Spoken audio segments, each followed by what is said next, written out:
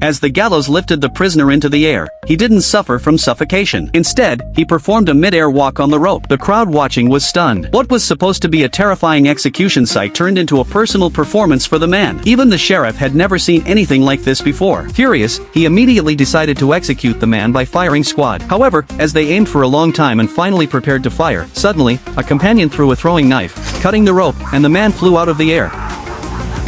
The companion was quick, immediately catching the rope. So, they hitched the man to a carriage and dragged him. Even so, the man still hung from the carriage and shouted that he was fine. While the carriage sped along, people beside them continued to aim and fire at him. What the onlookers didn't know was that the other 5 people on the carriage had unique skills. The leader was the best fighter. He had once been taunted by someone flirting with his girlfriend. The leader threw flour into the air, and then instantly appeared in front of the person, knocking them down with a punch before returning to catch the flour. When the person asked him to do it again, the leader threw the flour again, then performed a handstand teleportation, followed by a 360-degree spinning kick, and then came back to catch the flour. The 3 others, watching carefully, believed that the leader was no faster than their guns. But the leader, without hesitation, threw the flour into the air again, and then used throwing knives to pierce the flour, scattering everywhere. When the flour settled, one person hung on the left, another on the right, and the last one was even hanging upside down on a bucket. The flour mill owner, upset about the wasted flour, was about to take action against the leader. The leader casually threw a carrot, which struck the owner's thigh, pinning him down. Not long after, the group reached the foot of a mountain and heard a cry for help nearby. It turned out that members of a rival tribe had been buried alive,